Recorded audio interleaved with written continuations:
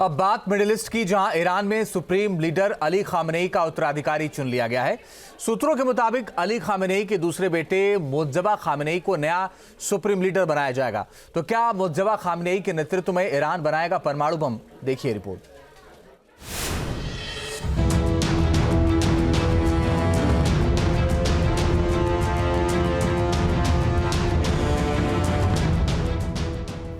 क्या बदल जाएगा ईरान का सुप्रीम लीडर? क्या अली खामेनेई ने उत्तराधिकारी चुन लिया है? ईरान और इजराइल में चल रहे जंगी घमासान के बीच ईरान में सत्ता का संघर्ष भी तेज हो गया है। खुलासा हुआ है कि ईरान में कुछ बड़ा होने वाला है। ईरान के सुप्रीम लीडर अली खामेनेई ने अपना उत्तराधिकारी चुन लिया है। ईरान इंटरनेशनल आउटलेट ने दावा किया है कि 15 नवंबर को ईरान की विशेषज्ञ सभा के सदस्य अबुल हसन मदहवी ने ऐलान किया कि सभा ने अली खामेनेई के उत्तराधिकारी पर मुहर लगा दी है। जल्द ही ईरान को नया सुप्रीम लीडर मिल सकता है। रिपोर्ट्स के मुताबिक सुप्रीम लीडर के लिए 3 संभावित नाम चुने गए हैं, जिनमें पहला नाम अली खामेनेई के दूसरे बेटे मुज्तबा खामेनेई का है, जबकि दूसरा संभावित नाम है अली रेजा अराफी का और तीसरे संभावित उम्मीदवार हैं हाशिम हुसैनी बुशरी। ईरान की राजनीति में भले ही इन 3 नामों की चर्चा है, लेकिन खुलासा हुआ है कि 26 सितंबर को ईरान के विशेषज्ञों की सभा के 60 सदस्यों ने पहले ही मुज्तबा खामेनेई को गुप्त रूप से देश के सुप्रीम लीडर के रूप में चुन लिया है। बताया जा रहा है कि सुप्रीम लीडर खामेनेई ने फौरन ही उत्तराधिकारी चुनने का फैसला इसलिए लिया है क्योंकि खामेनेई को इजराइल से हत्या का डर सता रहा है और वो चाहते हैं कि उनके निधन से पहले ही सुप्रीम लीडर कमान संभाल ले। मुज्तबा खामेनेई के सुप्रीम लीडर बनने का इशारा ईरान के जाने माने नेता अब्बास पलिजदार ने भी दिया है, जिन्होंने दावा किया है कि मुज्तबा खामेनेई ही सुप्रीम लीडर के सबसे बेहतर दावेदार हैं और वो ही ईरान को बुलंदियों पर पहुंचा सकते हैं। आखिर मुज्तबा खामेनेई को ही क्यों ईरान का अगला सुप्रीम लीडर चुना गया है, ये भी समझ लीजिए। मुज्तबा खामेनेई की पहचान एक धार्मिक और कट्टरपंथी राजनेता के रूप में है। वो सर्वोच्च नेता के दफ्तर में एक कमांडिंग ऑफिसर की भूमिका निभाते हैं। ईरान के कई नीतिगत निर्णयों में मुज्तबा की भूमिका रही है। मुज्तबा 80 के दशक में IRGC में भी शामिल रहे।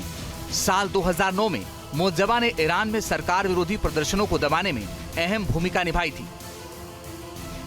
बताया जाता है कि मुज्तबा खामेनेई के नाम पर मुहर लगने से IRGC भी खुश है, क्योंकि मुज्तबा के IRGC के भीतर मजबूत संबंध है। खास बात यह भी है कि ईरान का सुप्रीम लीडर ही सैन्य कमान और परमाणु कमान का सर्वोच्च कमांडर होता है।